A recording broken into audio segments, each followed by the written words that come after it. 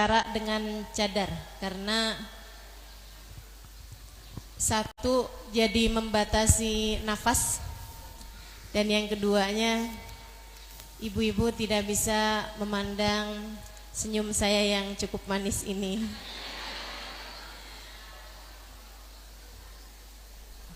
Saya senang bisa bertatap muka sama ibu-ibu, teman-teman semuanya juga, dan saya harap ibu-ibu juga senang bisa bertatap muka dengan saya. Karenanya saya juga berharap yang pada pakai cadar boleh dong dibuka cadarnya, biar kita bisa saling bertatap muka, bukan bertutup muka, gitu ya.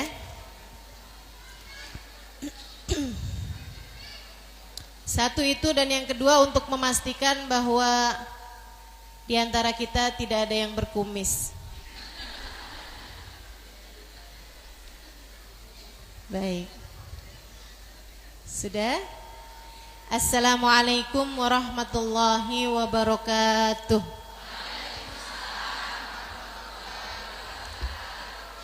Alhamdulillah.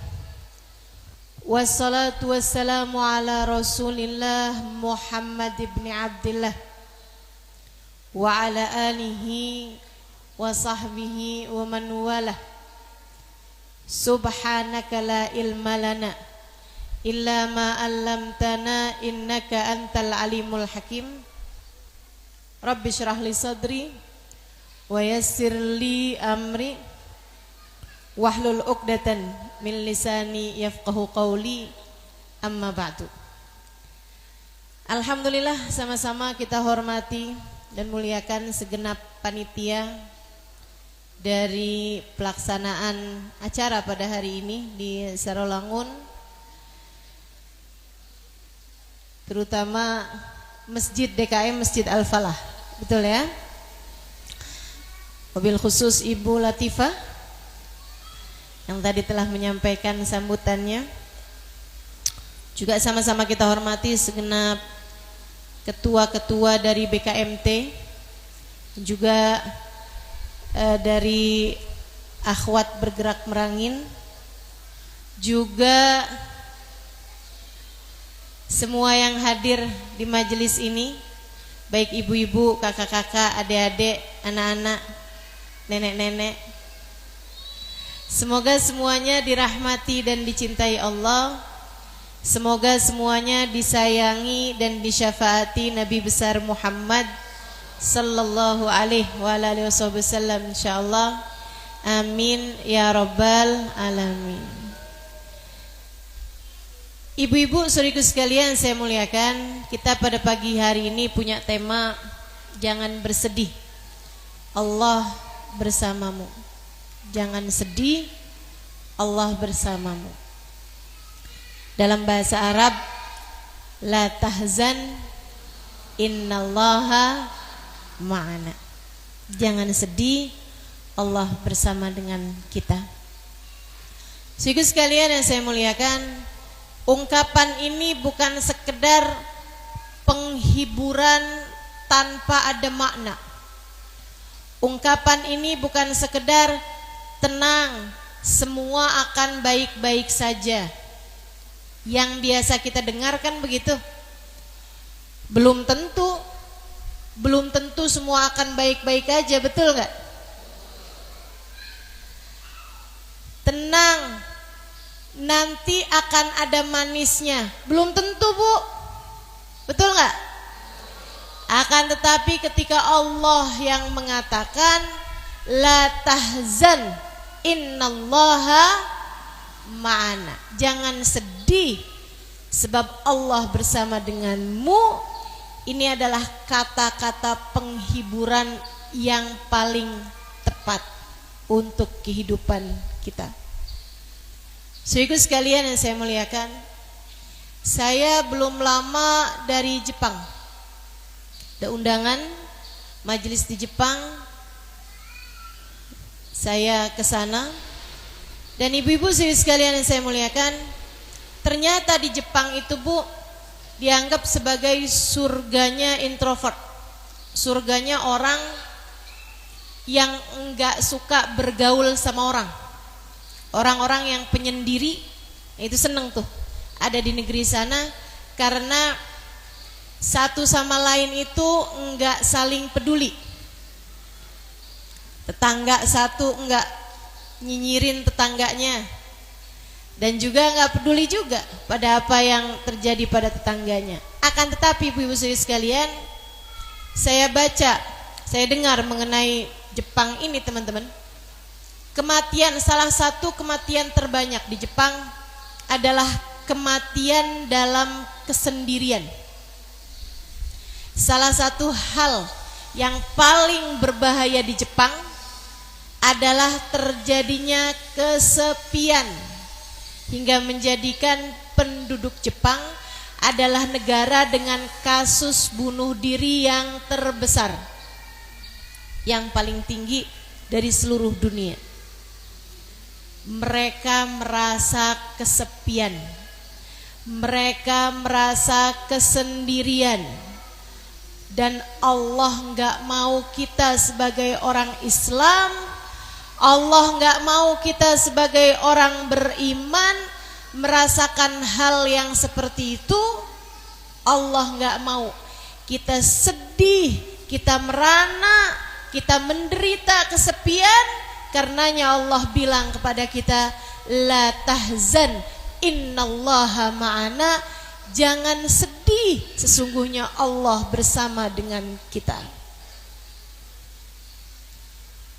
Allah nggak mau kamu menjalani kehidupan dan merasa sendirian. Kamu tidak pernah sendiri. Kamu tidak pernah sendiri. Ada Allah selalu menemani. Ada malaikat-malaikat menjagamu. Ada doa orang-orang soleh tertuju kepadamu. Kamu tidak pernah sendiri. Saudaraku sekalian yang saya muliakan, la tahzan innallaha ma'ana, jangan sedih, sesungguhnya Allah bersama dengan kita. Adalah penghiburan paling mutlak yang Allah subhanahu wa ta'ala berikan kepada hamba-hambanya. Tinggal bagaimana kita menuju kepada menjadi orang yang hidup bersama dengan Allah subhanahu wa ta'ala. Ini yang akan kita bahas nih, biar sudah ini kita tahu caranya jadi seseorang yang gak sedih dan tidak pernah merasa sendiri lagi. Teman-teman sini sekalian, untukmu para istri yang kadang kamu merasa kayaknya suami saya gak segitunya sayang sama saya, kayaknya suami saya itu mungkin sedang ada yang lebih disayangi daripada saya, atau sepertinya suami saya sedang ada usaha untuk buka cabang. Buka cabang, Bu. Paham kan maksud saya? Di tempat yang lain misalnya. Kalau kamu merasa mengapa rumah tangga saya hampa, mengapa suami sepertinya sedang tidak peduli kepada saya atau sudah tak lagi peduli kepada saya sampaikan kepadamu, Bu, saya sampaikan kepadamu, Kak, saya sampaikan kepadamu, Dek, jangan sedih. Suamimu bisa meninggalkanmu, tapi Allah tidak. Suamimu bisa pergi darimu, tapi selagi Allah bersama denganmu, kamu akan baik-baik saja. Untukmu para ibu-ibu yang mungkin suamimu sudah tidak ada lagi, kamu punya anak yang sudah dewasa pula, sudah bekerja, sudah berpenghidupan sendiri, bahkan sudah berumah-rumah sendiri, yang sebagiannya bahkan di luar kota. Kamu kadang merasa betapa sepinya hidup saya. Saya punya anak-anak yang saya lahirkan dengan separuh nyawa saya, yang tinggal di perut saya 9 bulan lamanya. Kami bersama-sama di masa kecilnya, di saat dia belum menjadi seseorang yang mandiri. Akan tetapi sekarang, ketika anak-anak saya sudah sama-sama dewasa, ketika anak-anak saya sudah sama-sama besar, mereka meninggalkan ibunya sendirian. Dan mereka sepertinya sudah tidak lagi peduli kepada saya. Bu, kamu tak pernah sendiri. Nek, kamu tak pernah sendiri. Ada Allah selalu menemani. Dan selagi kamu bersama dengan Allah, kamu akan baik-baik saja. Tenang, selagi kamu bersama dengan Allah, kamu baik-baik saja. Untukmu nak,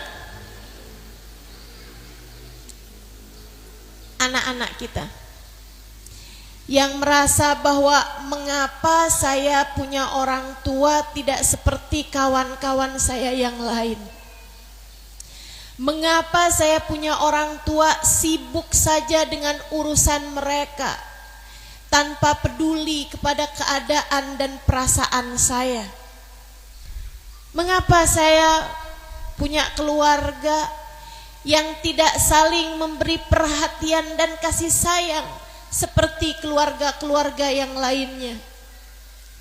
Ketika kamu merasa orang-orang dewasa begitu sibuk dengan urusan mereka, sementara kamu merasa bahwa teman-temanmu tidak sebegitunya peduli kepadamu, bahkan kamu dibuli di kanan kiri, tenang anakku sayang.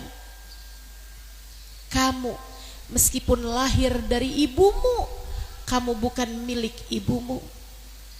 Kamu meskipun dinafkahi oleh bapakmu, atau bahkan kamu meskipun di kakak tertulis sebagai binti bapakmu, kamu bukan milik bapakmu. Kamu miliknya Allah. Kalian hambanya Allah. Kalian diciptakan oleh Allah. Allah tak pernah absen untuk memberi oksigen padamu. Allah tak pernah cuti untuk memberikan nikmat demi nikmatnya kepadamu. Allah tak pernah berhenti untuk memompa jantungmu, untuk menjadikan nadimu berdetak. Allah tak pernah bosan-bosannya untuk memberikan kepada kalian gelimpangan nikmat meskipun kalian tidak menyadarinya. Maka nak, meski sesiapapun sepertinya tak peduli padamu, saya sampaikan padamu dengan penuh cinta, Allah sangat peduli padamu. Allah menjagamu. Allah menjagamu. Jangan pernah merasa sepi. Jangan pernah merasa sendiri. Kamu bersama dengan Allah.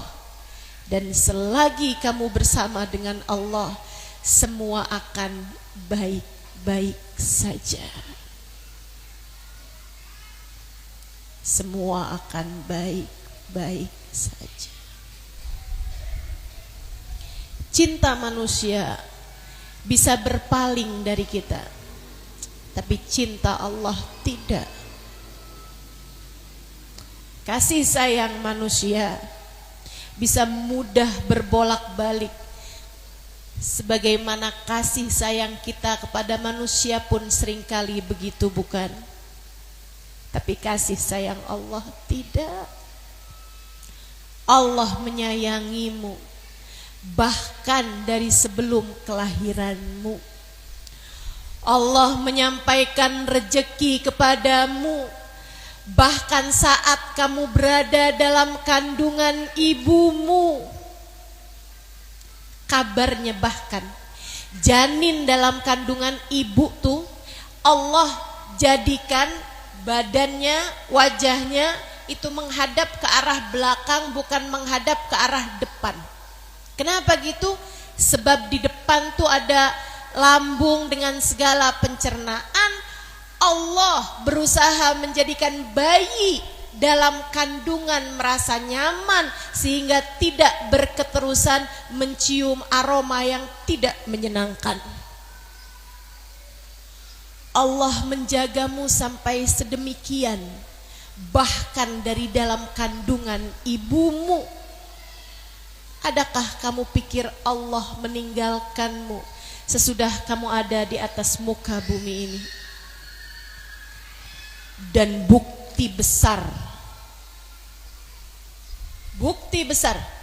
bahwa Allah mencintai kita adalah dengan ditiupkannya iman dalam hati kita, dihembuskannya Islam dalam diri kita, sehingga kita mengerti siapa Tuhan kita. Dengannya kita mengakui Allah sebagai Tuhan kita, dan itu menunjukkan bahwa Allah mengakui kita sebagai hambanya. Allah mengakuimu sebagai hambanya. Kamu berucap bahkan dalam setiap sholatmu 5 kali sehari semalam, dalam setiap tahiyat, baik tahiyat awal maupun tahiyat akhir, kamu memperbaharui keimanan dengan berucap lagi dan lagi, asyhadu an la ilaha illallah wa asyhadu anna Muhammadar Rasulullah. Aku menyaksikan tidak ada Tuhan kecuali Engkau ya Allah, dan aku menyaksikan bahwa Nabi Muhammad adalah utusan Allah. Kamu menyaksikan Allah adalah Tuhanmu, pertanda bahwa Allah menyaksikanmu, Allah mengakuimu sebagai hambanya. Maka jika ada sesiapapun yang tidak mengakuimu, jika ada sesiapapun yang tidak cukup menghargaimu, jika ada sesiapapun yang tidak cukup menganggapmu, entah sebagai istrinya, entah sebagai ibunya, entah sebagai anaknya, entah sebagai saudaranya, entah sebagai tetangganya, entah sebagai temannya, kamu tidak diakui sebagai temannya, tak mengapa, tak mengapa. Jangan sedih, kamu tetap diakui oleh Allah. Dan sesudah pengakuan Allah, bukankah pengakuan yang lain tak seberapa penting untukmu? Sesudah Allah mengakuimu sebagai hambanya, adakah pengakuan lain yang lebih penting daripada itu? Maka teman-teman saudara sekalian, jangan sedih, jangan sedih. Allah bersama dengan kita.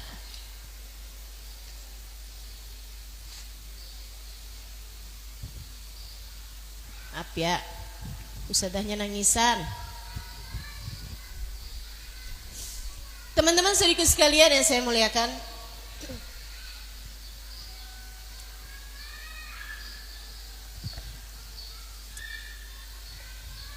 saat kamu lahir di bumi, Allah udah ngasih anugerah terbesar.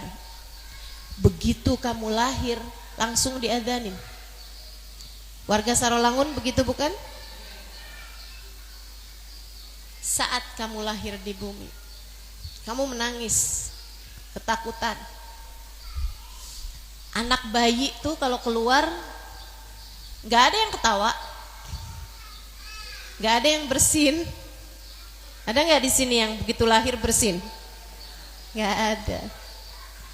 Asal keluar nangis. Tahu kenapa? Takut. Takut. Karena dia takut, dia pun menangis. Karenanya perlu ditenangkan. Menurutmu ditenangkan dengan apa? Hah? Dengan didekap oleh ayah ibunya, seperti yang lain yang tidak beriman. Dengan didekap oleh suster, oleh manusia yang sesudah itu bahkan tak pernah kenal sama dia. Dengan apa ditenangkan? Dengan diberitahu, tenang nak, kamu tinggal di Indonesia, bukan di negara berperang. Begitu? Tenang nak, presiden kita muslim. Enggak begitu teman-teman. Akan tetapi ditenangkan dengan Allahu Akbar, Allahu Akbar. Kalimat pertama yang diperdengarkan di telinga kita saat kita baru lahir di atas muka bumi ini adalah namanya. Adalah nama Allah yang menciptakan kita. Anugerah apalagi yang lebih besar untuk kita daripada itu? Allahu Akbar, kata ayah kita. Allah maha besar nak, Allah maha besar. Seolah-olah sang ayah diperintah Allah untuk menenangkan sang anak dengan berkata, anakku sayang, kamu menangis karena takut bapak nyasar misalnya gitu. Takut kita nyasar. Akan tetapi yang Allah segera beritahu kepada kita adalah asyhadu an la ilaha illallah. Anakku sayang, asyhadu an la ilaha illallah. Ayahmu menyaksikan tidak ada Tuhan kecuali Allah. Kamu juga nak, kita hambanya Allah. Kita hambanya Allah. Betapa rahman rahimnya Allah kepada kita. Bu, ada banyak orang yang untuk menuju keimanan mereka harus melewati berbagai rintangan dalam kehidupan. Tapi Allah memberikan kepada kita gratis tanpa perjuangan. Allah memberikan kepada kita begitu saja. Baru lahir di atas muka bumi ini, Allah sudah langsung mengakui kita sebagai hambanya. Dan kita dijadikan Allah langsung mengakui Allah sebagai Tuhannya. Sampai-sampai kita tak pernah perlu untuk membaiat atau untuk bersyahadat. Sesudah itu secara tersendiri gitu. Gak ada kan diantara kita yang begitu datang balik, ayo sekarang kita syahadat. Gak begitu. Kenapa gak perlu begitu? Kalau orang baru masuk Islam kan harus syahadat. Kenapa kita gak pernah perlu syahadat? Karena Allah sudah mengakui kita dan kita sudah mengakui Allah bahkan dari sejak kita lahir di atas muka bumi ini.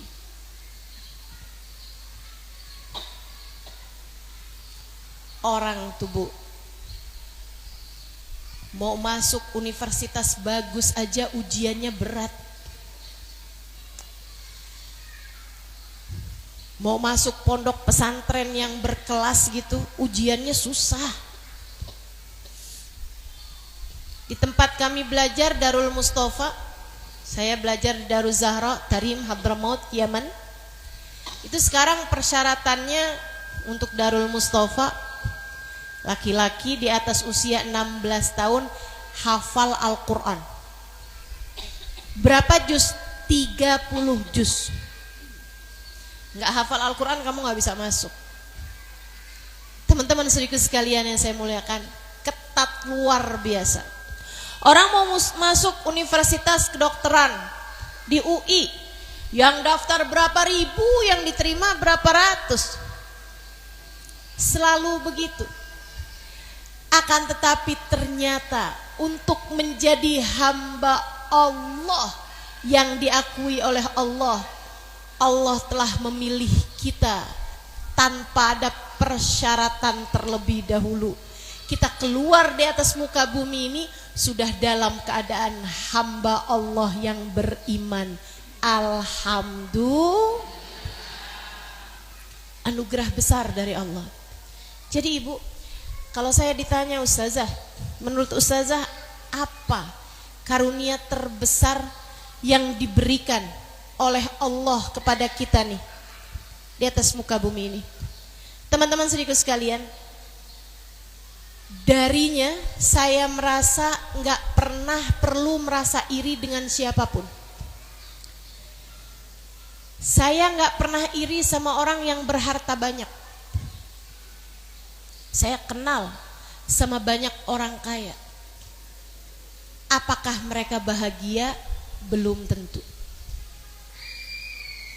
Saya nggak heran sama orang, saya nggak kagum, nggak iri sama orang yang diberi IQ yang paling tinggi, kecerdasan yang paling tinggi, yang IQ-nya misalnya 200 sekalipun, saya nggak iri sama mereka teman-teman.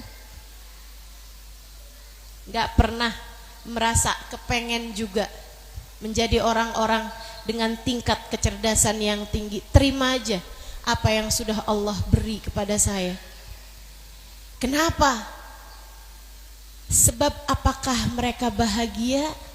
Apakah mereka senang dalam hidupnya? Belum tentu. Belum tentu. Saya banyak lihat orang-orang kaya yang stres, yang tertekan, yang tidak bahagia. Saya nggak iri sama perempuan-perempuan cantik dimanapun. Saya banyak berjumpa dengan mereka di berbagai macam negara, yang hidungnya seperti huruf alif, sementara saya kalau ngaca lebih mirip huruf ta. Saudaraku sekalian yang saya muliakan, saya nggak iri sama orang-orang dengan alis yang meliuk seperti bulan sabit. Walaupun saya kalau ngaca alis saya lebih mirip huruf alif yang berbaring, saya nggak iri sama orang-orang dengan kecantikan kulit mulus, wajah indah rupawan. Sebab belum tentu yang seperti itu berbahagia hidupnya dan tidak pernah bersedih hati. Karena saya, karena kita adalah orang-orang yang telah diberi nikmat oleh Allah Subhanahu wa taala yang luar biasa. Saat lisan kita Allah izinkan menyebut namanya, Allah, Allah, Allah. Saat dahi kita diperkenankan untuk sujud kepadanya, Subhana rabbiyal a'la wa bihamdi, Subhana rabbiyal a'la wa bihamdi, Subhana rabbiyal a'la wa bihamdi. Maha agung Engkau ya Allah, dan begitu indah mulia Engkau ya Allah. Tak ada lagi kenikmatan yang lebih indah daripada itu. Tak ada lagi kenikmatan lebih tinggi daripada saat dahimu menyentuh bumi dan kamu perlahan berbisik ke bumi, akan tetapi suaramu terdengar hingga langit yang ketujuh. Tak ada lagi yang lebih indah daripada saat kita manusia yang hina dina penuh dosa diizinkan Allah Subhanahu wa taala untuk menyebut-nyebut namanya, untuk menghadap kepadanya. Diizinkan untuk mengingat-ingat dia setiap saat, setiap waktu. Itu adalah anugerah terindah yang Allah Subhanahu wa taala berikan dalam kehidupan kita. Karenanya Bu, siapa orang yang paling ngesianin di atas muka bumi ini? Menurut saya adalah orang-orang yang Allah tidak mengizinkannya untuk menyebut nama Allah. Orang-orang yang tidak diizinkan Allah untuk sujud kepada Allah. Orang-orang yang tidak diizinkan Allah untuk menghadap dalam sholat mereka kepada Allah Subhanahu wa ta'ala. Sering saya sampaikan dimanapun dan kapanpun kepada semua yang hadir di majelis-majelis saya. Ketika seseorang tidak sholat, bukan karena dia tidak mau sholat, akan tetapi karena Allah tidak menginginkannya untuk menghadap kepadanya. Ketika seseorang sholat, bukan karena dia mau sholat, akan tetapi karena dia bernilai di mata Allah, sehingga Allah Subhanahu wa ta'ala mengizinkannya untuk menghadapkan dirinya kepada Allah. Ketika ada di antaramu yang meninggalkan sholat, maaf, saya sampaikan duka kepadamu. Saya sampaikan kabar duka padamu. Kamu rupanya sudah jatuh dari pandangan Allah, sehingga Allah tidak lagi mengizinkanmu untuk menghadap kepadanya. Allah tak lagi mengizinkanmu untuk sujud kepadanya.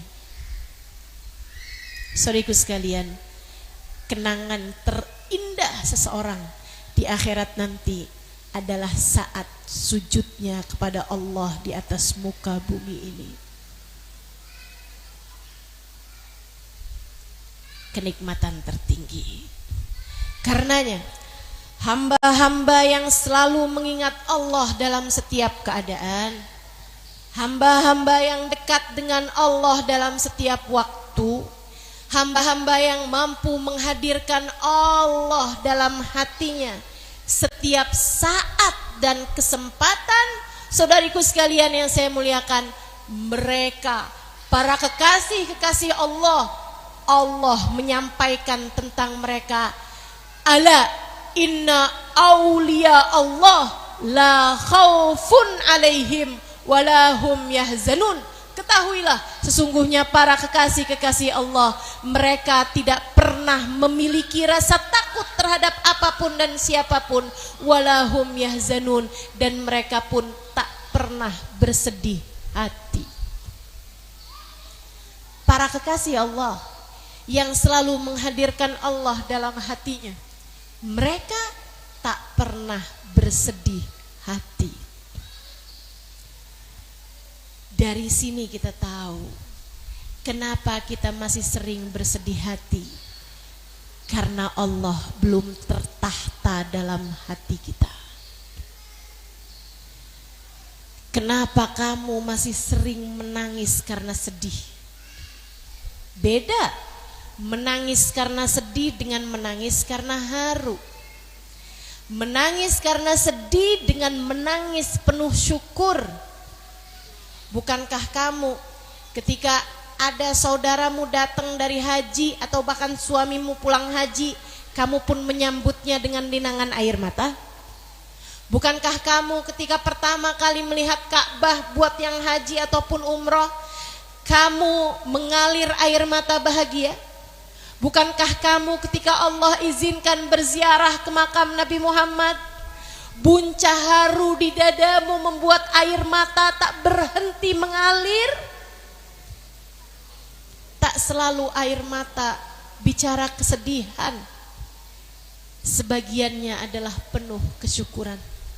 Saudariku sekalian yang saya muliakan, para kekasih-kasih Allah SWT, Allah sampaikan bahwa mereka tak pernah bersedih hati. Kamu jadi tahu kita jadi tahu, saya jadi tahu bahwa ternyata penyebab kesedihan adalah karena kita lupa kepada Allah. Adalah karena kita sibuk memikirkan diri kita, kita lupa memikirkan Allah. Kita lupa zikrullah, kita lupa ingat kepada Allah.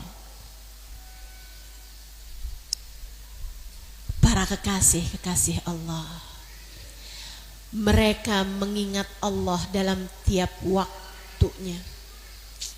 Ada seorang perempuan solehah, teman-teman, pernah diceritakan oleh guru kami, Sayyidil Habib Umar bin Hafid, di Tarim, Hadramaut, Yaman sana. Ada seorang perempuan solehah, hatinya selalu mengingat Allah setiap waktu, dan karenanya beliau menjadi seseorang yang sangat baik kepada seluruh keluarganya. Suaminya dia muliakan karena Allah, anak-anaknya dia sayangi karena Allah, orang tuanya dia bakti karena Allah, sebab Allah menjadikan keridhaan Allah ada pada keridhaan orang tua. Dia baik sama semua orang, dia cintai semua orang, hingga dia pun dicintai oleh semua orang. Datang ajal menjemputnya. Keluarganya, saat beliau sudah usia tua ya, ada anak-anaknya, ada cucu-cucunya, bahkan ada cicit-cicitnya, ada menantu-menantunya. Semuanya sayang sama nenek satu ini, perempuan solehah satu ini, sehingga di saat dia sedang sakaratul maut, keluarganya semua nangis. Ya Allah, sian, nenek mau meninggal, aduh ibu mau meninggal. Semuanya menangis, semuanya terisak-isak, terseduh-seduh di sekelilingnya. Sementara sang nenek, seorang hamba Allah subhanahu wa ta'ala, seorang wanita yang ada Allah dalam hatinya. Orang kalau lagi sakaratul maut tuh biasa ntar hilang, ntar balik lagi sadar gitu kan. Dia kemudian datang kesadaran, dia lihat di sekelilingnya semua keluarganya menangis terisak, menangis terseduh, semuanya di kamar itu penuh dengan orang-orang yang sedang menangis. Beliau kemudian bilang sama semua keluarganya, kalian nih kenapa nangis? Bukan begitu caranya menghadapi orang sedang sakarat. Bukan begitu caranya menghadapi orang sedang sakaratul maut. Kalian seharusnya mentalkin saya. Kata Nabi Muhammad, la ilaha illallah lakinu biha mautakum. Kalimat la ilaha illallah talkinkanlah kepada orang-orang yang sedang meninggal dunia di antara kalian.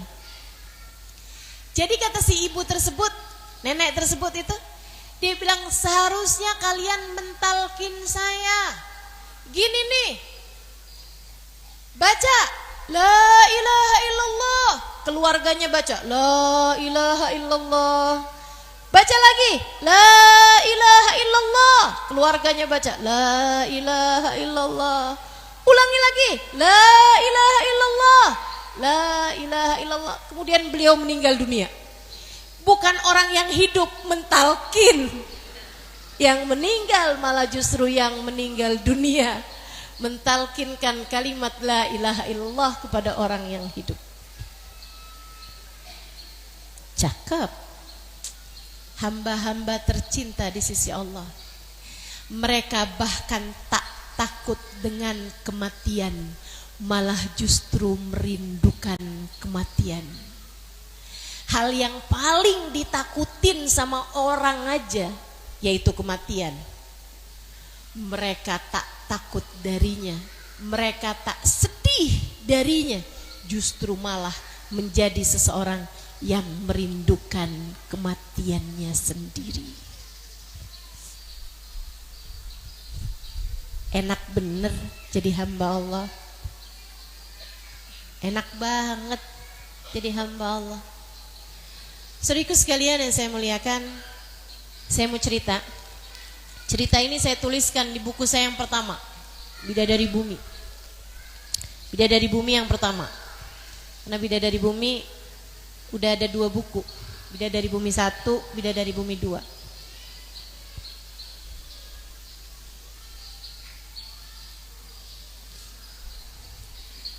Satu waktu di salah satu dari Ramadan saya di Kota Tarim, saya ingat hari itu saya datang berziarah kepada seorang perempuan solehah. Ini saya ceritanya perempuan-perempuan semua nih, ya, biar ibu-ibu tahu, biar adik-adik tahu, kakak-kakak yang dengarkan ini tahu. Sebagaimana ada perempuan-perempuan solehah, bahkan yang saya temui di kehidupan saya ini, kamu pun juga bisa menjadi salah satu di antara mereka. Teman-teman saya sekalian, saya tidak menceritakan perempuan-perempuan di masa lalu. Kamu mungkin akan bilang, ya Ustazah, itu kan zamannya belum ada YouTube. Itu kan zamannya belum ada internet. Itu kan zamannya belum kayak sekarang nih kehidupan nih. Saya ceritakan kepadamu perempuan yang hidup di masa-masa sekarang. Tahun 2000-an bahkan saya memandang wajah-wajah mereka. Satu hari kami di pondok pesantren dibawa berziarah. Berziarah ke makam waliullah namanya Syekh Abu Bakar bin Salim di kota Inat, sekitar jarak kurang lebih hampir 1 jam dari kota Tarim, gak sampai ya, 40-an menit dari kota Tarim tempat saya belajar. Dan juga berziarah kepada seorang perempuan solehah, maksudnya datang berkunjung kepada salah satu perempuan solehah namanya Hubabah Khadijah. Beliau adalah keturunan dari Sayyidina Syekh Abu Bakar bin Salim. Itu teman-teman, ulama-ulama kalau datang ke Hadramut pasti juga datang ke kota Syekh Abu Bakar bin Salim. Dan di masa hidupnya Hubabah Khadijah, ulama-ulama dari manapun, bukan hanya yang perempuan tentu saja, tapi juga ulama laki-laki dari berbagai macam negara manapun, mereka akan datang untuk menjumpai perempuan solehah ini. Kurang mulia apa coba? Kurang keren apa coba?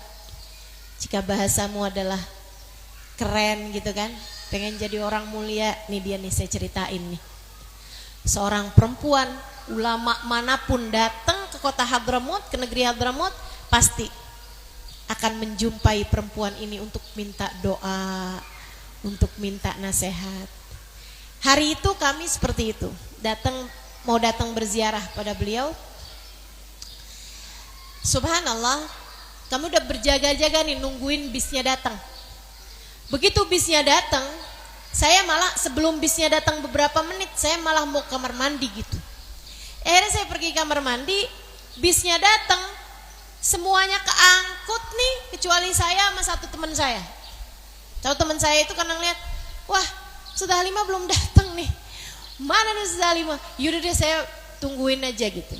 Jadi akhirnya bisnya berangkat mau berziarah kepada beliau ini dan ke makam Syekh Bakar bin Salim, saya ketinggalan. Saya telepon nyarter taksi.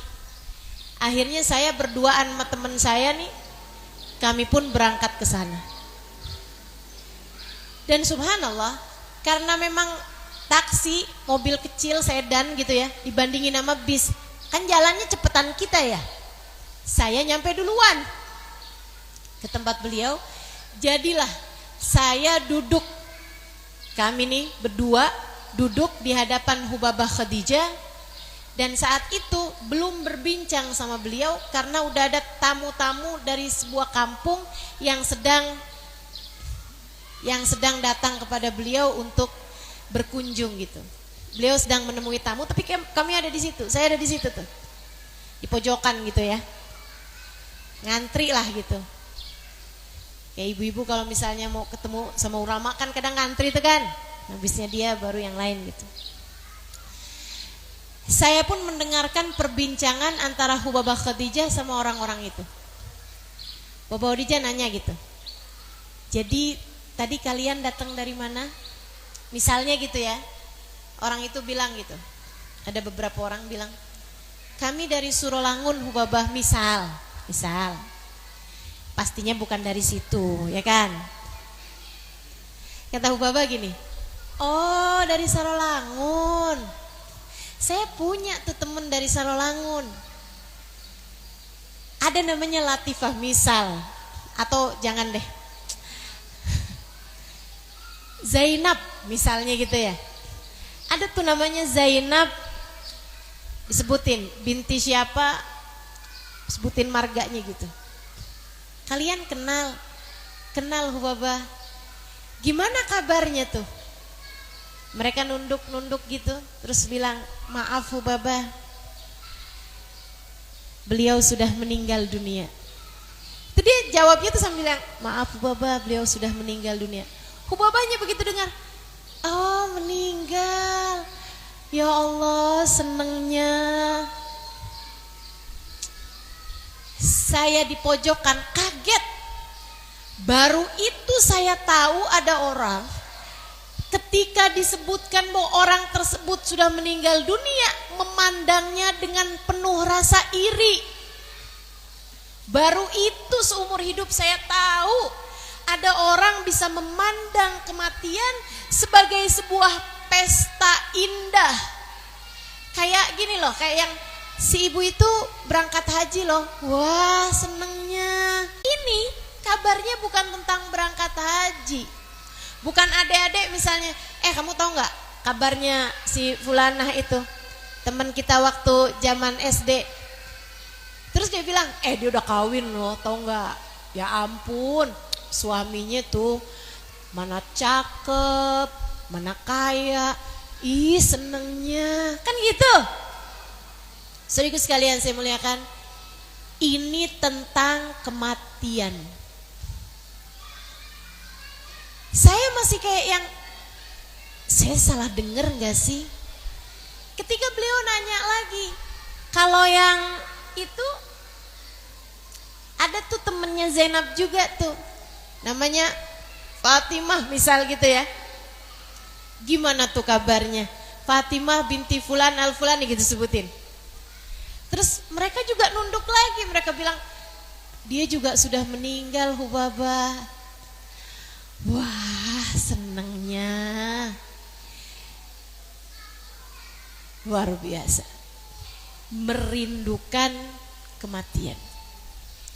Teman-teman saya sekalian, saya ingat hari itu ada salah satu teman saya datang ke Hubabah Khadijah dengan bawa air gitu. Hubabah doakan, saya sedang sakit sariawan sepenuh muka. Dia sariawan sepenuh mulut.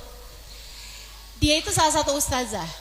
Dia bilang, doakan saya Hubabah, ini sariawan sepenuh mulut saya jadinya sakit kalau nelen, sakit kalau makan, dan bikin saya jadi gak gampang bicara Hubabah, padahal saya harus ngajar.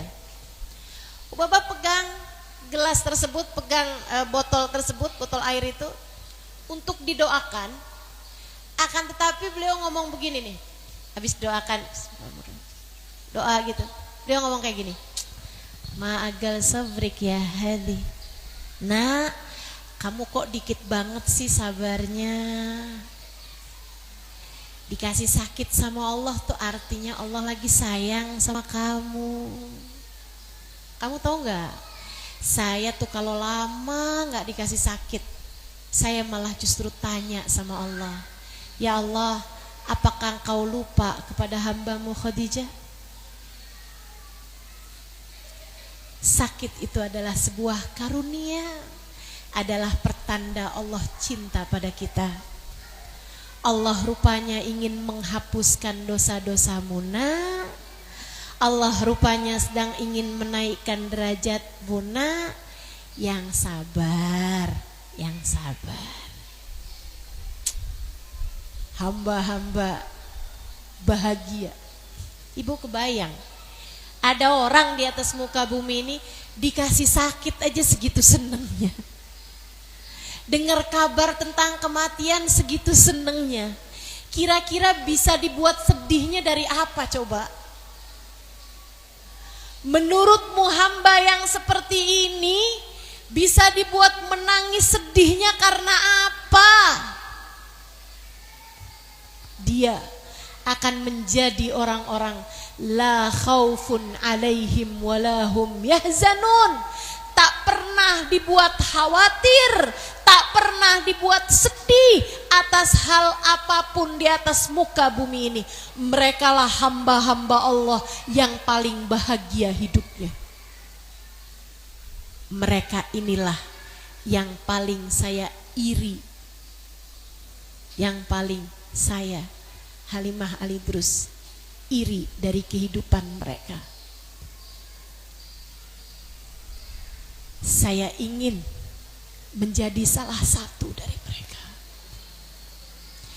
yang tiap hembusan nafasnya mengingat Allah, yang dalam tiap menit-menit hari-harinya menghadirkan Allah, yang tidak pernah lupa kepada Allah Tuhannya, yang menganggap urusan dunia meski dianggap besar oleh siapapun adalah sesuatu hal yang kecil dalam pandangan Allah,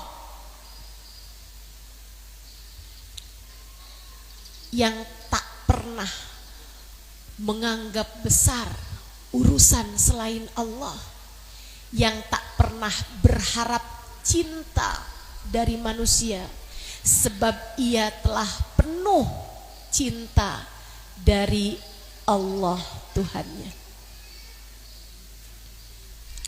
Merekalah orang-orang yang saya ingin menjadi salah satunya. Meskipun tentu jalan perjalanan ini masih jauh sekali untuk ditempuh.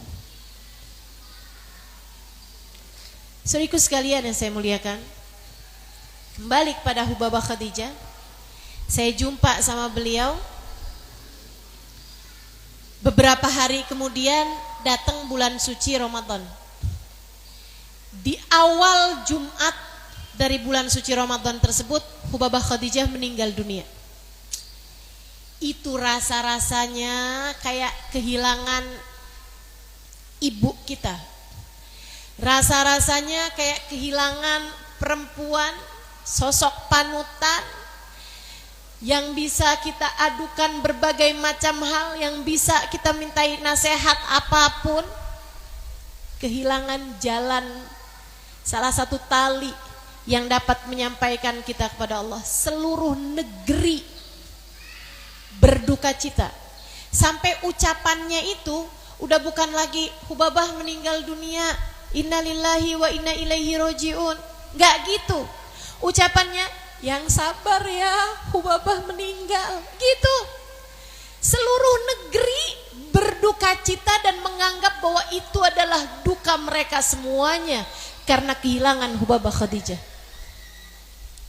Teman-teman saudaraku sekalian yang saya muliakan, saya pun salah satu di antara yang bertakziah, diizinkan untuk takziah. Enggak banyak, tapi saya salah satunya karena saya adalah salah satu guru ustazah di Daruz Zahra. Kami berziarah, kemudian dari perempuan yang khidmah sama beliau, saya mendengarkan cerita ini. Katanya perempuan yang khidmah sama beliau, jadi beliau itu tinggal sebatang kara. Saya nggak pasti apakah beliau pernah menikah apa enggak, tapi yang pasti teman-teman, Hubabah Khadijah itu tinggal sebenarnya sendirian. Asalnya dari zaman kecil, dari zaman muda gitu ya. Beliau kemudian ada satu perempuan yang beliau izinkan untuk khidmah sama beliau, melayani beliau. Sampai beliau menikahkan perempuan ini dan ditinggalkan di rumah bawah sama beliau. Jadi rumah mereka kan tinggi-tinggi tuh. Nah itu beliau tinggalkan perempuan ini di rumah bawah beliau. Sampai perempuan ini punya anak dan khidmah sama beliau. Beliau itu sebenarnya nggak apa-apa tinggal sendirian. Beliau hanya tidak mau sholat sendirian. Beliau selalu sayang kalau sholatnya sendirian, sebab orang kalau sholat sendirian pahalanya 1, sementara kalau orang sholat berjamaah 27 kali lipat. Jadilah perempuan ini menemani Hubabah Khadijah untuk mengerjakan sholat berjamaah. Perempuan ini cerita, dia bilang, saya tadi malam gak paham kalau maksudnya Hubabah tuh mau meninggal. Waktu maghrib, ketika saya menemani beliau sholat maghrib berjamaah, beliau buka dengan kurma, kemudian beliau minum air putih seperti biasanya. Kemudian kami mengerjakan sholat maghrib berjamaah. Selepas sholat maghrib dan selesai zikir-zikirannya, beliau bilang sama saya, nak, nanti kalau datang isya cepet naik ke sini ya.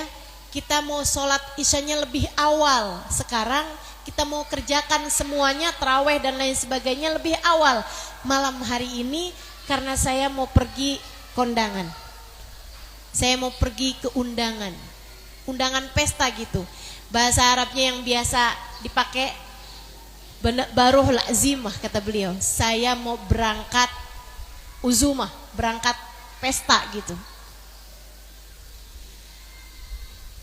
Dia aneh, tapi dia adalah murid dari Hubabah Khadijah. Murid tuh kalau dikasih tahu apa-apa sami'na ta'ata'na. Jadi habis dia selesai, dia turun, dia siapkan buka puasa untuk suami dan anak-anaknya, dia rapikan semuanya. Dia cerita sama suaminya, Hubabah kok aneh banget ya.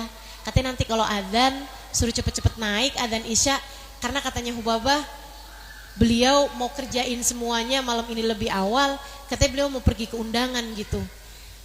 Undangan apa ya? Mana ada orang ngawinin di bulan puasa kayak begini gitu. Mana ada orang bikin pesta di bulan puasa kayak begini gitu kan.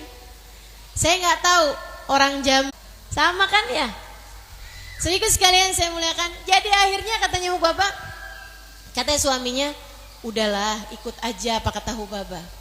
Habis selesai makan belum cuci-cuci piring, adzan isya udah berkumandang. Kata suaminya, dah cepetan sana, dan nanti biar semuanya nih saya cucikan, saya yang beres-beres, saya yang rapi-rapikan, kamu gak usah khawatir. Udah semua urusan anak-anak, urusan saya semuanya biar saya kerjain sendiri semuanya. Kamu cepetan naik, ikutin apa katanya Hubabah. Dia pun naik. Dia bilang, saya ketika naik saya dapetin Hubabah gak ada. Ternyata beliau di kamar mandi. Beliau keluar pakai baju baru yang beliau siapkan buat hari raya. Mereka tuh biasanya memang beli baju baru atau bikin baju baru tuh udah disiapin dari sebelum puasa biar gak gangguin puasa. Mereka kerjain pakai baju baru karena mengerjakan sunnah. Sunnahnya kan memang kalau hari raya pakai baju baru. Jadi dia bilang dipakainya baju baru itu, dan beliau keluar tuh dalam keadaan wangi, habis keramasan, habis wangi-wangian, pakai sabun wangi, semuanya gitu. Dia bilang habis itu beliau juga pakai minyak wangi gitu kan, wangi banget. Nih Hubabah beneran mau pergi pesta, dandan, pakai bedak, pakai lipstik gitu, serius, kayak bener-bener mau pergi pesta gitu. Pesta kemana ya? Dia bilang saya aneh karena bulan puasa gak ada orang bikin pesta, dan lebih aneh lagi karena Hubabah selama ini tidak pernah hadir ke pesta siapapun.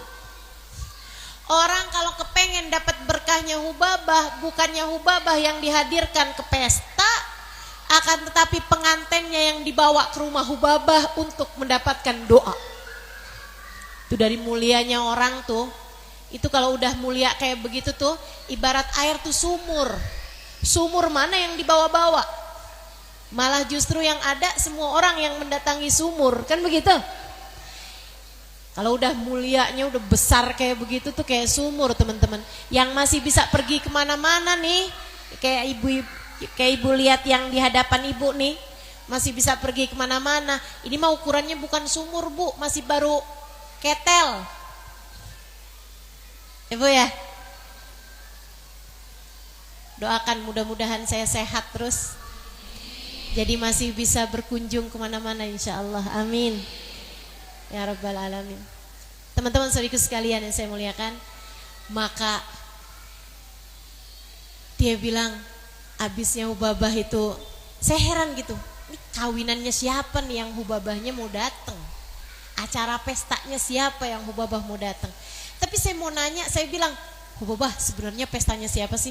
Hubabah ngasih isyarat kepada saya untuk diam gitu, karena beliau mau sholat sunnah wudhu. Hubabah tuh kalau habis selesai wudhu, beliau sholat sunnah wudhu, nggak mau bicara sama siapapun. Belum adzan kan ini? Masih baru jam 11 ya.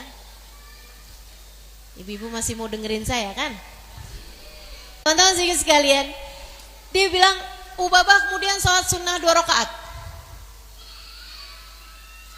Habis selesai sholat sunnah 2 rakaat, saya tanya lagi Hubabah. Kata Hubabah, ayolah kita cepat sholat isya ya, takut gak keburu nih. Beliau sholat isya, habis selesai sholat isya, sholat ba'diyah isya, sholat tasbih 4 rakaat, panjang tuh.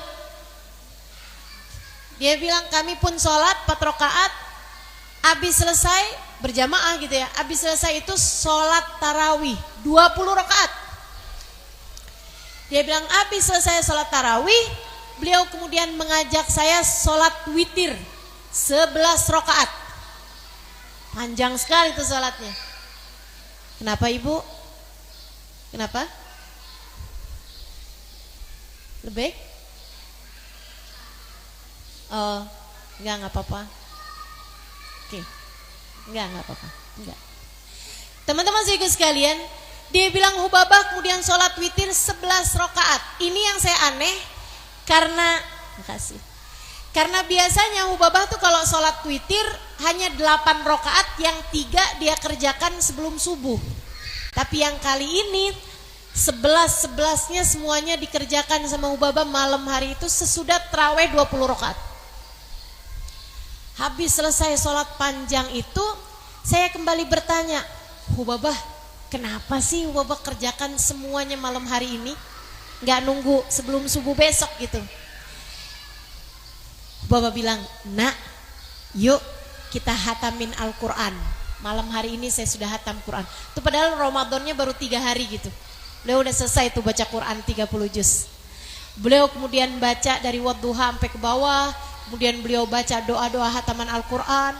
Dan sebenarnya ibu-ibu sekalian, orang tuh kalau hatamin Al-Quran diistighfarkan oleh 70.000 malaikatnya Allah. Kalau kamu hatamin Al-Quran di waktu malam, diistighfarkan 70.000 malaikat Allah sampai subuh. Kalau kamu bacanya di waktu siang, diistighfarkan oleh 70.000 malaikat sampai diistighfari oleh 70.000 malaikat sampai datang waktu maghrib. Nah ini beliau hatamin Al-Quran malam hari itu bersama dengan si perempuan ini ya. Dan bayangkan seperti apa tuh keadaan beliau saat itu. Diistighfarin 70.000 malaikat, dipandang dengan kasih sayang oleh puluhan ribu malaikat-malaikatnya Allah Subhanahu wa taala. Habis selesai itu beliau baru tuh berdiri sambil senyum-senyum, beliau bilang, sekarang saya mau berangkat. Perempuan ini nanya gitu, Hubabah, sebenarnya Hubabah mau berangkat kemana sih? Beliau sambil senyum-senyum masuk kamar. Dia bilang, saya pun melongok ke jendela. Jendelanya itu kan di atas tuh, seperti yang tadi saya sampaikan. Rumah bawahnya itu kan rumahnya si perempuan ini sama suami dan anak-anaknya gitu kan. Dia ngelongok ke jendela gitu, barangkali ada mobil yang udah jemput atau apa gitu kan. Barangkali tadi Hubabah terima telepon gitu. Ternyata nggak ada. Dia bilang ketika nggak ada, saya pun ikutin Hubabah menuju kamarnya gitu. Hubabah mau berangkat kemana? Hubabah malah menuju ke tempat tidurnya. Beliau berbaring di atas tempat tidur. Saya kemudian deketin beliau. Saya bilang, Hubabah sebenarnya mau pergi kemana? Senyum, seneng banget gitu. Hubabah, sebenarnya Hubabah ini siapa yang ngundang? Hubabah baru jawab. Beliau bilang, nak, saya sudah diundang oleh Allah.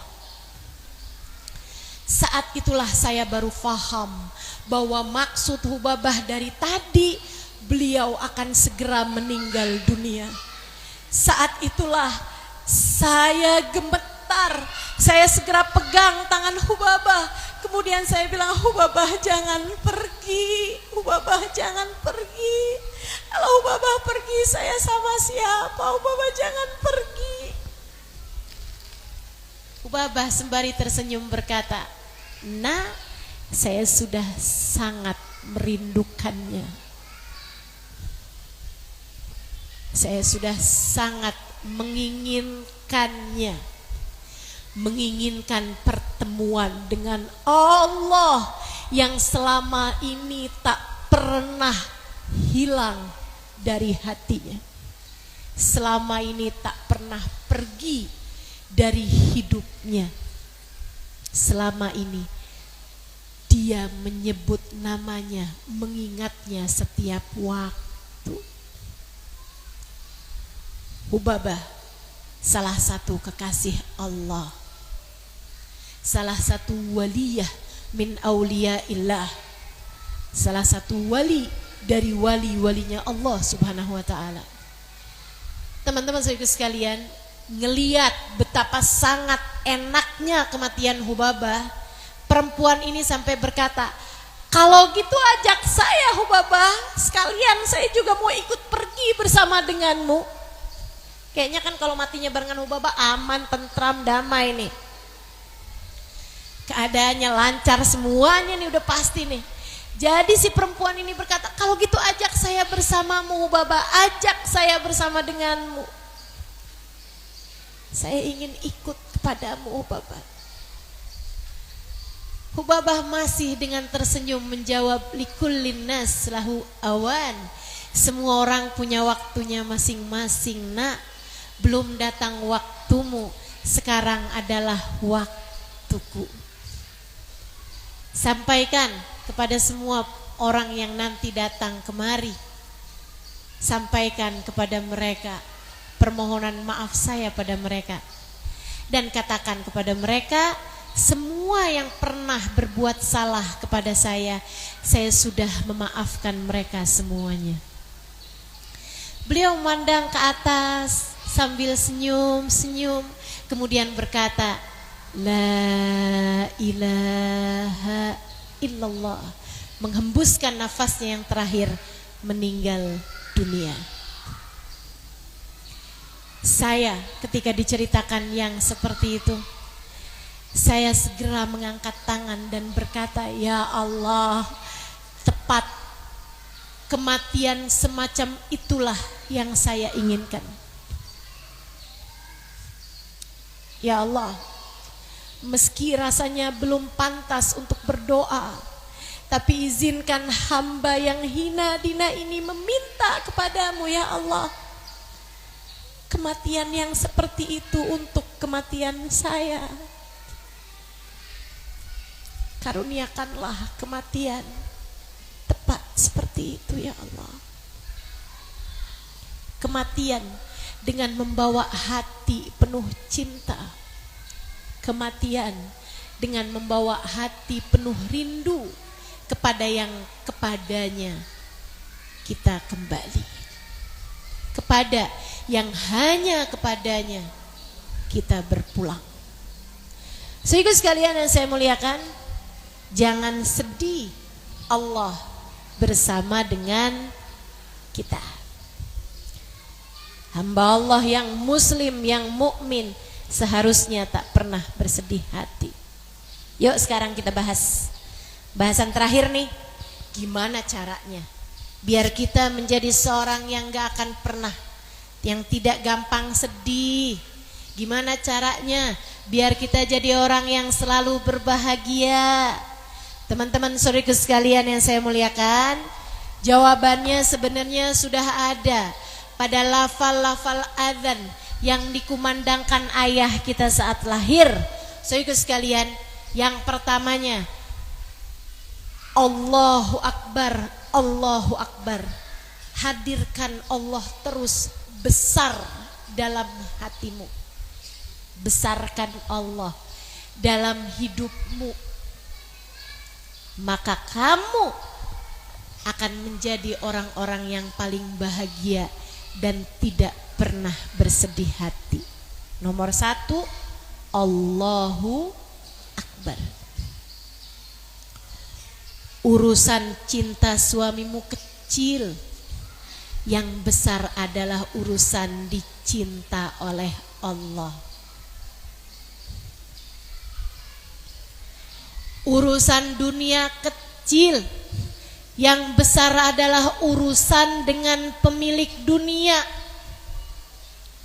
Maka ketika kamu diberi kesusahan hidup, ketika kamu diberi kesulitan ekonomi, ketika kamu diberi kehidupan yang sederhana, hartamu tak seberapa, uang yang dihasilkan suamimu tak mencukupi untuk kehidupanmu, atau bahkan kamu menjadi seorang perempuan yang menanggung kehidupan sendiri dengan ala kadarnya. Saudariku sekalian yang saya muliakan, ucapkanlah ya Allah, ya Allah, ya Allah. Kehidupan dunia sepertinya tak ideal bagiku. Engkau membatasi kehidupan duniaku ya Allah. Tak mengapa, selagi Engkau selalu bersama denganku. Ucapkanlah, ya Allah, saya miskin, akan tetapi bukankah bersama denganku ada Engkau, Zat yang Maha Kaya. Karenanya saya tak takut ya Allah. Engkau dengan kemahakayaanmu akan selalu mencukupi saya. Allahu Akbar. Hanya Allah yang Maha Besar. Ketika hati seseorang berpaling darimu, hati suamimu, hati anakmu, hati orang tuamu, dek, berpaling darimu, ucapkanlah, ya Allah, suamiku berpaling dariku, atau anak-anakku meninggalkanku, mereka lupa padaku, atau ibu bapakku tak sebegitu perhatian dan menyayangiku. Akan tetapi aku tak takut ya Allah, sebab bukankah bersama denganku ada Engkau yang selalu menemani. Ya Allah, jangan pernah tinggalkan aku. Allahu Akbar. Ketika bahkan kesehatanmu meninggalkanmu, kamu diberi Allah sakit, kamu diberi Allah badan yang selalu merasakan kesakitan misalnya, ucapkanlah ya Allah, saya sedang sakit, akan tetapi saya tidak takut, sebab bukankah bersamaku ada Engkau ya Allah yang Maha menyembuhkan. Sebab bukankah sakit ini adalah darimu juga. Dan yang saya pelajari, sakit ini adalah untuk menghapuskan dosa-dosa saya, ataupun untuk membuatmu berkenan menerima saya dan meninggikan derajat saya. Tak mengapa saya sakit ya Allah, sebab bukankah bersama dengan saya ada Engkau, Zat yang Maha menyembuhkan. Ampunilah segenap dosa-dosa saya. Tak mengapa ya Allah, Engkau memberi kepadaku sakit di dunia, jika ini membuatku tak lagi kesakitan kelak di akhirat nanti. Terima kasih ya Allah atas keadaan apapun. Allahu Akbar. Dibenci orang, dibuli orang, disakiti orang, difitnah orang, sampaikan ya Allah, ya Allah, ya Allah. Mereka membicarakanku, mereka menfitnah aku, mereka menyakitiku. Akan tetapi bukankah mereka semua adalah hamba-hambamu yang tidak akan melakukan apapun kecuali dengan izinmu. Semoga ini adalah karunia, tempat engkau menaikkan derajatku di sisimu, dan tempat engkau mengampuni dosa-dosaku yang memang begitu banyak itu ya Allah. Terima kasih atas karunia indah ini ya Allah. Ya Allah, ya Allah. Meskipun diri ini dianggap hina oleh siapapun, tak mengapa selagi engkau memuliakanku ya Allah. Allahu Akbar. Asyhadu an la ilaha illallah.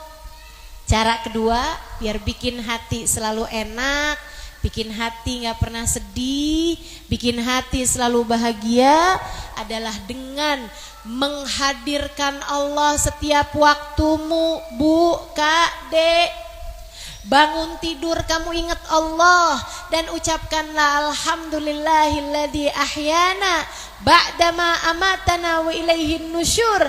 Terima kasih ya Allah, engkau telah menghidupkanku kembali setelah sebelumnya engkau menjadikan hamba ini tak sadarkan diri, dan kepadamulah diri ini kembali. Saudaraku sekalian saya muliakan, saat makan kamu ingat bahwa yang memberi rizki makanan itu adalah Allah. Maka kamu berucap alhamdulillahilladzi at'amana sesudah makan, wasaqana min ghairi haulin minni wala quwwah, atau alhamdulillahilladzi at'amana wasaqana wa ja'alani minal muslimin. Makasih ya Allah, kau telah memberi kami makan, kau telah memberi kami minum tanpa ada daya upaya dariku, atau dan kau telah menjadikanku sebagai salah satu dari hamba-hambamu yang muslim. Saudaraku sekalian yang saya muliakan, atas apapun yang terjadi dalam kehidupanmu, ingatlah Allah. Ingatlah Allah. Awalilah segala sesuatu dengan Bismillahirrahmanirrahim. Asyhadu an la ilaha illallah. Kemudian yang kedua, asyhadu anna Muhammadan Rasulullah. Yang ketiga ya, yang ketiga, asyhadu anna Muhammadan Rasulullah. Saudariku sekalian yang saya muliakan, ini bikin hidup kamu happy, ini bikin hidup kamu senang, ini bikin hidup kamu gak susah-susah mulu, dengan kamu ingat bahwa bersamamu ada Nabi Muhammad, manusia agung yang Allah Subhanahu wa ta'ala kirimkan di atas muka bumi untuk menjadi penghubung antaramu dengan Allah, untuk menjadi penyampai wahyu Allah, untuk menjadi utusan Allah kepada kita sekalian. Nabi besar Muhammad yang sepanjang hidupnya setiap malam selalu meminta kepada Allah, ya Allah ampunilah dosa umatku, ya Allah sayangilah umatku, ya Allah cintailah umatku, dan kita Allah jadikan sebagai umatnya. Setiap kali sedih, ingatlah, meskipun sesiapapun meninggalkanmu, tapi selagi kamu umat Nabi Muhammad, kamu bisa mendekat padanya. Makanya teman-teman saya sekalian, yang saya rasakan adalah kebahagiaan menjadi umat Nabi besar Muhammad sallallahu alaihi wasallam. Kita nih diizinkan Allah, diperkenankan Allah untuk bersolawat padanya, dan itu adalah anugerah indah. Sayyid Muhammad bin Alwi bin Abbas Al-Maliki, beliau mengatakan, tidak ada permasalahan hidup serumit apapun, seruwet apapun, tidak bisa diselesaikan dengan solawat kepada Nabi Muhammad. Maka untukmu yang sedang ada permasalahan dalam kehidupan, saya sangat menyarankanmu, merekomendasikanmu, berpesan padamu, jangan tinggalkan sholawat. Sholawatan yang banyak. Sholawatan yang banyak. Diam-diam sholawatan. Diam-diam sholawatan. Habis selesai sholat, kamu baca zikiran-zikiran yang sudah diajarkan Nabi, kemudian bersolawatlah. Allahumma salli ala Sayyidina Muhammad wa ala ali Sayyidina Muhammad. Allahumma salli ala Sayyidina Muhammad wa ala ali Sayyidina Muhammad. Anggaplah 10 kali aja tiap habis sholat. Sebelum tidur, setelah kamu baca doa-doanya sebelum tidur, sholawatan Nabi Muhammad. Allahumma salli ala Sayyidina Muhammad. Allahumma salli ala Sayyidina. Bangun tidur, habis kamu baca alhamdulillahilladzi ahyana ba'da ma amatana wa ilaihin nusyur. Allahumma salli ala Sayyidina Muhammad wa ala ali Sayyidina Muhammad. Allahumma salli ala Sayyidina Muhammad wa ala ali Sayyidina Muhammad. Allahumma salli ala Sayyidina Muhammad wa ala ali Sayyidina Muhammad. Dalam keadaan ada yang sakit misalnya, bacakan salawat. Allahumma salli ala Sayyidina Muhammadin tibbil qulubi wa dawaiha wa afiyatil abdani wa shifaiha wa nuril absari wa diyaiha wa ala alihi wa sahbihi wa sallim. Terus seperti itu teman-teman. 8 kali misalnya atau 80 kali seperti yang diajarkan para ulama-ulama kita. Jangan jauh-jauh dari sholawat. Salah satu kunci kebahagiaan hati. Cobain. Kalau kamu lagi sumpek-sumpek, cobain. Duduk baca sholawatan. Kalau kamu lagi susah-susah, cobain. Sambil masak, sambil sholawatan. Kalau kamu lagi sedih-sedih hati, cobain. Ngapa-ngapain sambil sholawatan dan liatin. Hatimu Allah akan lapangkan. Selain dari kerjakan yang pertama, kedua tadi tuh Bu, yang ketiga nih tambahan sholawatan. Terus aja teman-teman. Bahkan ini diajarkan Nabi kepada sahabatnya. Ketika datang seorang, ya Rasulullah, inni ukthir minas salati alaikam ja'altuhu lak. Wahai Rasulullah, saya senang sekali bersolawat kepadamu. Berapa yang saya jadikan untukmu? Berapa dari solawat saya itu saya hadiahkan untukmu? Atau berapa dari waktu luang saya gunakan bersolawat padamu? Kata Muhammad, terserah kamu. Kalau gitu Rasulullah, 1/3 dari solawat saya hadiahkan untukmu. Atau saya jadikan waktu luang saya 1/3-nya untukmu. Rasulullah bilang, bagus, fa in zitta fa huwa khairun lak. Kalau kamu tambahin lebih bagus lagi. Kalau gitu setengah wahai Rasulullah. Bagus kalau kamu tambahin lebih bagus lagi. Kalau gitu 2/3 wahai Rasulullah. Bagus kalau kamu tambahin lebih bagus lagi. Dan falkul, kalau gitu semua aja deh Rasul, saya hadiahkan untukmu. Kata Rasulullah, idan tukfahamuk wa tughfar dzambuk. Kalau kamu banyak bersolawat kepadaku, maka akan hilanglah seluruh kesusahanmu dan akan terampunilah seluruh dosa-dosamu. Pengen hidup gak sedih-sedih, perbanyaklah bersolawat kepada Nabi. Yang terakhir, hayya alas sholah. Hayya alas sholah. Kamu kepengen hidupmu itu gak susah-susah, kerjakanlah sholat, kerjakanlah taat. Jangan tinggal perintah-perintah Allah, baik yang fardu ataupun yang sunnah. Pengen hidupnya bahagia tapi sholat gak mau. Pengen hidupnya bahagia tapi ngerjain dosa mulu. Ini gimana ceritanya? Kita tuh kan sama orang, kamu beri apa yang dia mau, dia memberi apa yang kamu mau. Kan begitu? Sama Allah juga gitu. Kerjain apa yang Allah mau, biar Allah kasih apa yang kita mau. Saudara sekalian yang saya muliakan, taatlah kepada Allah dan tinggalkanlah dosa-dosa. Sebab setiap dosa yang kamu lakukan adalah caramu untuk menjauh dari Allah Subhanahu wa taala. Bagaimana mungkin kamu berharap Allah membersamaimu dalam kehidupan jika kerjaanmu selalu menjauh dari Allah Subhanahu wa taala? Tinggalkan dosa, Bu. Yang masih suka hutang riba, tinggalin. Yang masih buka-buka aurat, tinggalkan. Yang kerjaannya masih suka ngomongin orang, tinggalkan. Yang kerjaannya masih suka bohong, tinggalkan. Dengan cara itu hidupmu akan bahagia. Dengan cara itu kamu tak akan lagi mudah untuk bersedih hati. Sebab sesudah hayya alal shalah, Allah bilang hayya alal falah. Ayahmu sampaikan di telingamu, sesudah hayya alal shalah, hayya alal falah.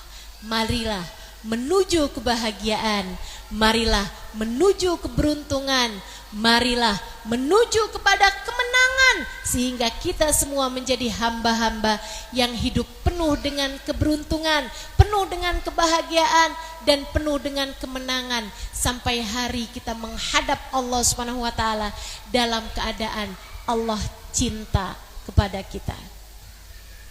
Insya Allah. Udah kita tahu caranya, udah kita paham bagaimana seharusnya kita menjalani kehidupan.